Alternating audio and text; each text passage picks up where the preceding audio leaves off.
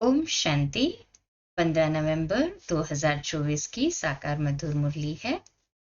बाबा कहते मीठे बच्चे, अपनी जांच करो कि कितना समय बाप की स्मृति रहती है, क्योंकि स्मृति में है ही फायदा, विस्मृति में है घाटा।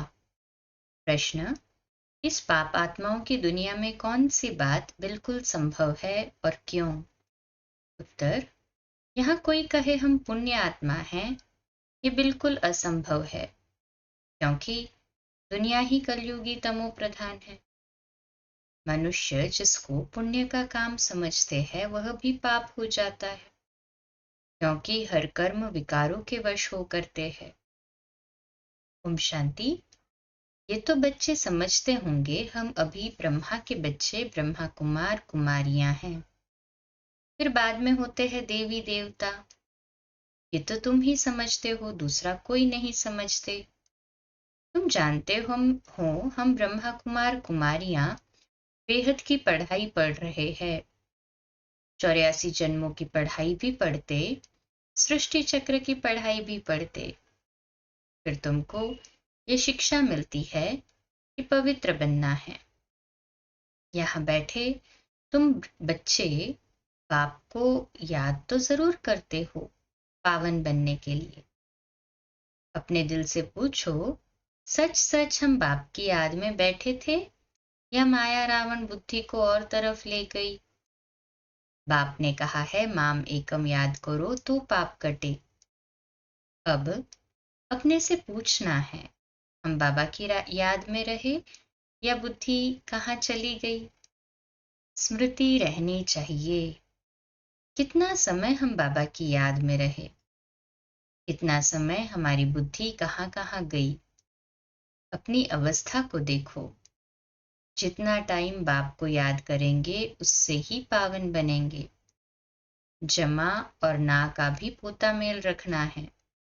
आदत होगी तो याद भी रहेगा, लिखते रहेंगे। डायरी तो सबके पॉकेट में रहती ही है। जो भी व्यापार वाले होते हैं उन्हों की है हद की डायरी, तुम्हारी है बेहद की डायरी।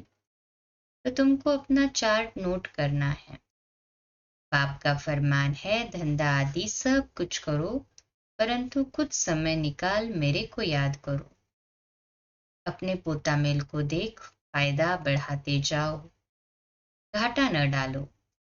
तुम्हारी युद्ध तो है ना, सेकंड में फायदा सेकंड में घाटा, झट मालूम पड़ता है तुमने फायदा किया या घाटा।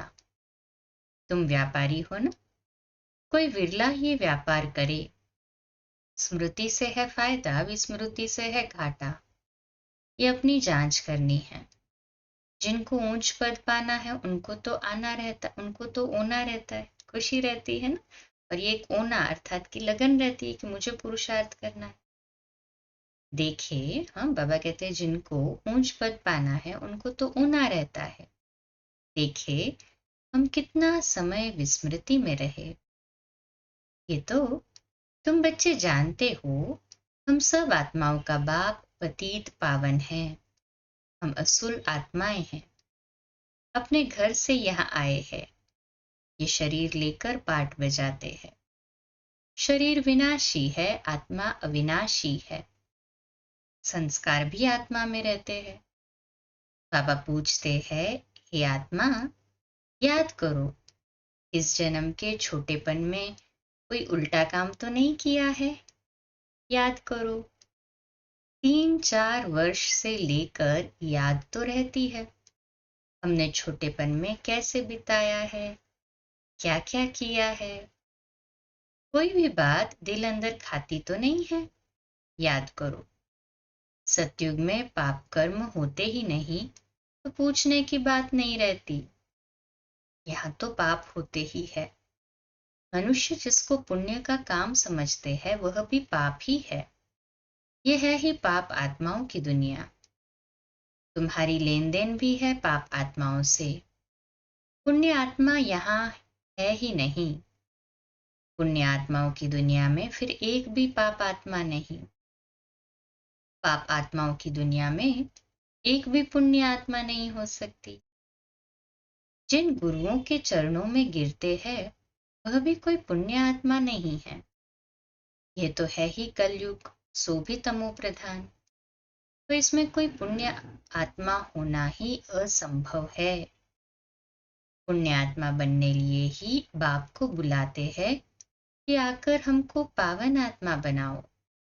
ऐसे नहीं कोई बहुत दान पुण्य आदि करते हैं, धर्मशाला आदि बनाते हैं तो वो कोई पुण्य आत्मा है? नहीं। शादियों आदि के लिए हॉल आदि बनाते हैं, ये कोई पुण्य थोड़ी है। ये समझने की बातें है। ये है रावण राज्य, पाप आत्माओं की आसुरी दुनिया।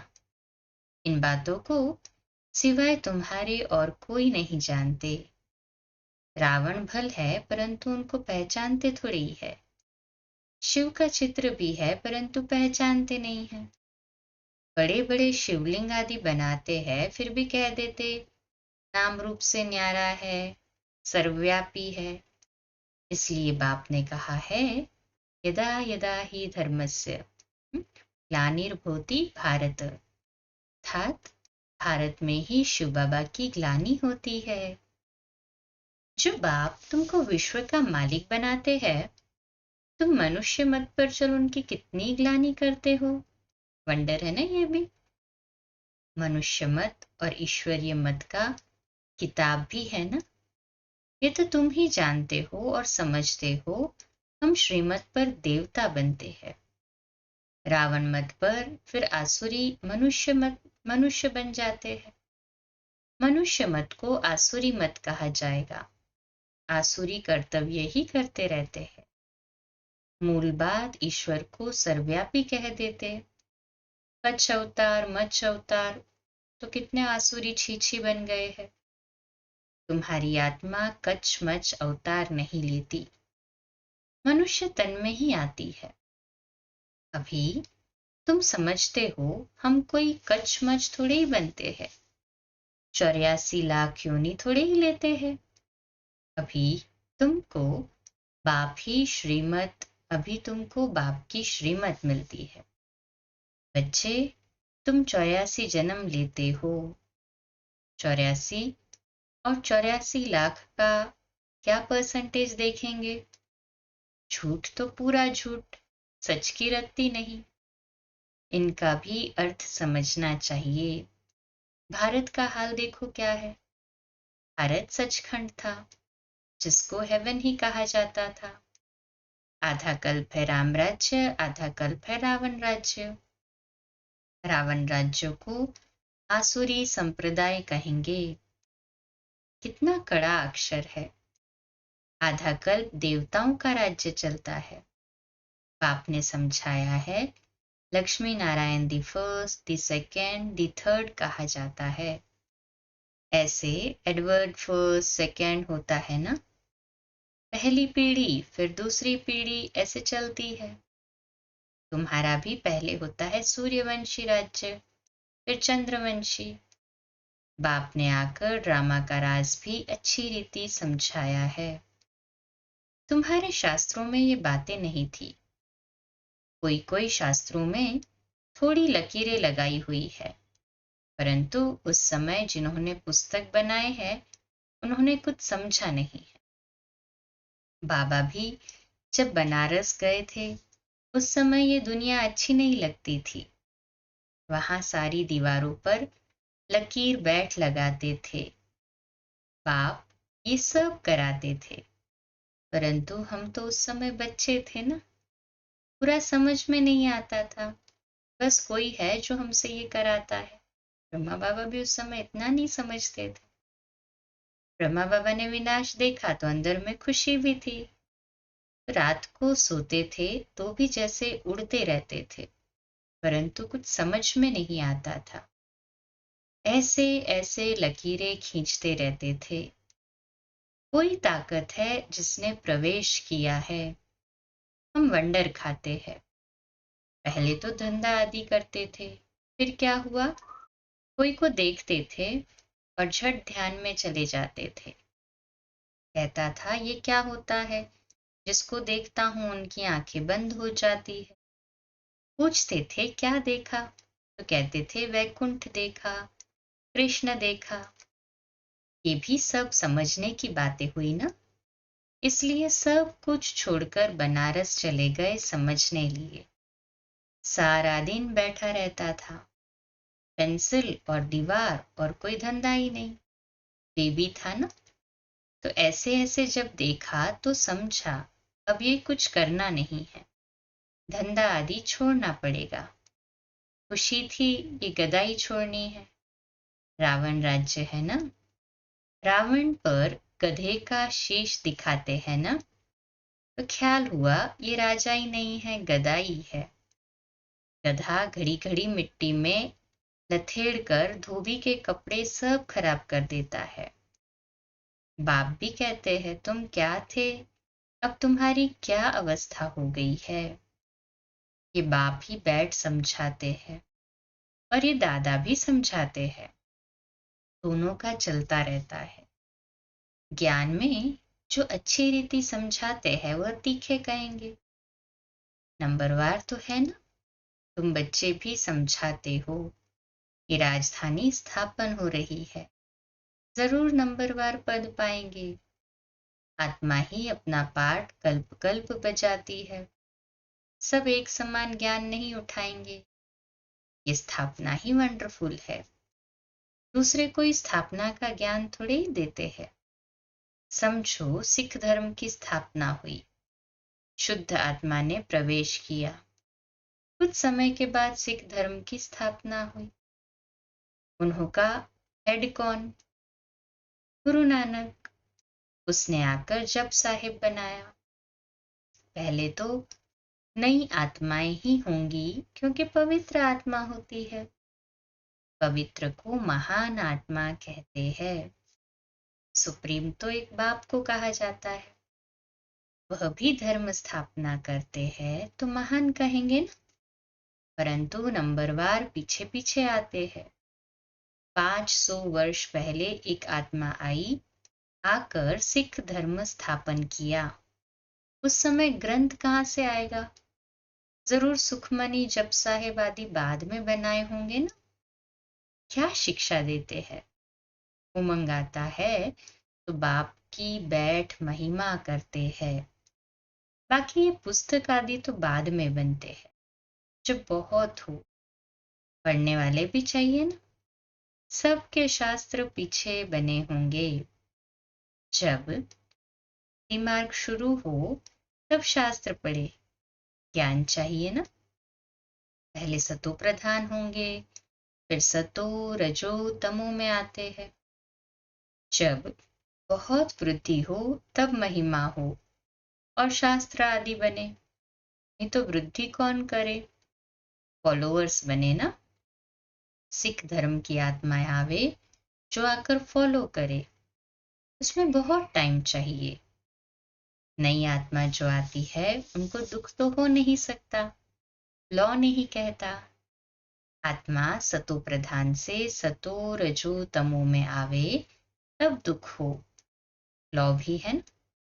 यहाँ है मिक्सअप, रावण संप्रदाय भी है तो राम संप्रदाय भी है। अभी तो संपूर्ण बने नहीं हैं, संपूर्ण बनेंगे तो फिर शरीर छोड़ देंगे। कर्मातीत अवस्था वाले को कोई दुख हो न सके, वह इस छिछी दुनिया में रह नहीं सकते। वह चले जाएंगे, बाकी जो रहेंगे वह कर्मातीत नहीं बने होंगे। सब तो एक साथ कर्मातीत हो नहीं सकते। कल विनाश होता है तो भी कुछ बचेंगे, प्रलय नहीं होती। गाते भी है राम गयो रावण गयो। रावण का बहुत परिवार था, हमारा परिवार तो थोड़ा है। वह कितने ढेर धर्म है। वास्तव में सबसे बड़ा हमारा परिवार होना चाहिए, क्योंकि देवी देवता धर्म सबसे पहला है। अभी तो सब मिक्सअप हुए हैं तो क्रिश्चियन बहुत बन गए हैं। जहां मनुष्य सुख देखते हैं, पोजीशन देखते हैं, तो उस धर्म के बन जाते हैं। जब जब पोप आता है तो बहुत क्रिश्चियन बनते हैं, फिर वृद्धि भी बहुत होती है। सतयुग में तो है ही एक बच्चा एक बच्ची, और कोई धर्म की ऐसे वृद्धि नहीं होती। अभी देखो सबसे क्रिश्चियन तीखे है, जो बहुत बच्चे पैदा करते हैं। इनको इनाम मिलता है क्योंकि इन्हों को तो मनुष्य चाहिए ना, जो मिलिट्री लश्कर में काम में आएगा। है तो सब क्रिश्चियन। रशिया, अमेरिका सब क्रिश्चियन है। एक कहानी है, दो बंदर लड़े, माखन बिल्ला खा गया। ये भी ड्रामा बना हुआ है। आगे तो हिंदू मुसलमान इकट्ठे रहते थे। जब अलग हुए तब पाकिस्तान की नई राजाई खड़ी हो गई। ये भी ड्रामा बना हुआ है। दो लड़ेंगे तो बारूद लेंगे, धंधा होगा। ऊंचते ऊंच उन्हों का ये धंधा है, परंतु ड्रामा में विजय की भावी तुम्हारी है। 100% सर्टेन है। तुम्हें कोई भी जीत नहीं सकते, बाकी सब खत्म हो जाएंगे। तुम जानते हो नई दुनिया में हमारा राज्य होगा, जिसके लिए ही तुम पढ़ते हो, लायक बनते हो। तुम लायक थे, अब न लायक बन पड़े हो, फिर लायक बनना है। गाते भी है पतित पावन आओ, परंतु अर्थ थोड़े ही समझते हैं। ये है ही सारा जंगल। अब बाप आए हैं, आकर कांटों के जंगल को गार्डन ऑफ फ्लावर बनाते हैं। वह है डीटी वर्ल्ड, यह है डेविल वर्ल्ड। सारे मनुष्य सृष्टि का राज समझाया है। तुम अभी समझते हो हम अपने धर्म को भूल धर्म भ्रष्ट हो गए हैं। तो सब कर्म विकर्म ही होते हैं। कर्म विकर्म अकर्म की गति बाबा तुमको समझा कर गए थे। तुम समझते हो, बरोबर कल हम ऐसे थे, फिर आज हम ये बनते हैं। नजदीक है ना। बाबा कहते हैं कल तुमको देवता बनाया था, राज्य भाग्य दिया था, फिर सब कहाँ गया? तुमको स्मृति आई है? भक्ति मार्ग में हमने कितना धन गवाया है, आई है स्मृति? कहे हाँ जी बाबा। कल की तो बात है ना, ब्रह्मा का बेहद का दिन और बेहद की रात्रि, माना कल की बात। बाप तो आकर हथेली पर बहिष्ठ देते हैं। ये ज्ञान बुद्धि में रहना चाहिए। बाबा ने ये भी समझाया है, ये आंखें कितना धोखा देती है। क्रिमिनल आय को ज्ञान से सिविल बनाना है। अच्छा, मीठे मीठे सिकिलदे बच्चों प्रति माता पिता बाप दादा का याद प्यार और गुड मॉर्निंग। रूहानी बाप की रूहानी बच्चों को नमस्ते। हम रूहानी बच्चों की रूहानी माता पिता बाप दादा को याद प्यार, गुड मॉर्निंग और नमस्ते। वाह बाबा वाह, शुक्रिया बाबा शुक्रिया। धारणा के लिए मुख्य सार है, पहली पॉइंट, अपनी बेहद की डायरी में चार्ट नोट करना है कि हमने याद में रहकर कितना फायदा बढ़ाया। घाटा तो नहीं पड़ा। याद के समय बुद्धि कहाँ कहाँ गई। दूसरी पॉइंट, इस जन्म में छोटेपन से हमसे कौन कौन से उल्टे कर्म अथवा पाप हुए हैं, वह नोट करना है। जिस बात में दिल खाती है उसे बाप को सुनाकर हल्का हो जाना है। अब कोई भी पाप का काम नहीं करना है। आज का मीठा वरदान, कर्म बंधन को सेवा के बंधन में परिवर्तन कर सर्व से न्यारे और परमात्मा प्यारे भव। आज का स्वमान, मैं परमात्मा प्यारी आत्मा हूँ। मैं परमात्मा प्यारी आत्मा हूँ।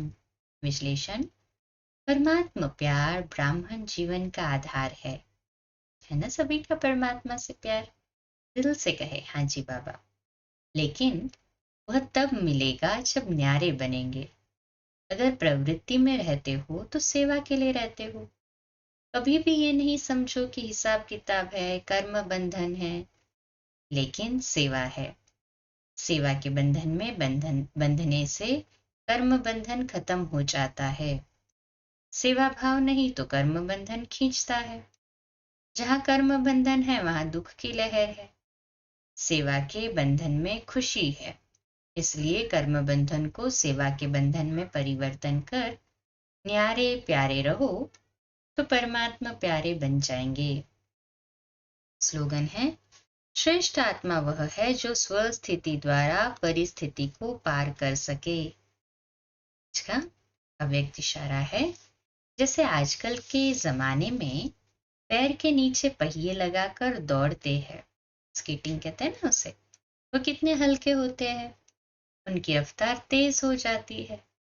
तो जब बाप चला रहा है तो श्रीमत के पहिए लगने से स्वतः ही पुरुषार्थ की रफ्तार तेज हो जाएगी और सफलता मिलती रहेगी। सेवा में कोई भी कदम उठाते हो तो 3 बातें सदा स्मृति में रखो। पहली, एक नामी अर्थात एक का ही नाम वाला हो। दूसरी, एक मत। और तीसरी, इकोनॉमी। एक नामी, एक मत और इकोनॉमी। अच्छा, कम बोलो, धीरे बोलो, मीठा बोलो, सत्य बोलो, सोच समझकर बोलो। निमित्त भाव, निर्माण भाव, निर्मल वाणी।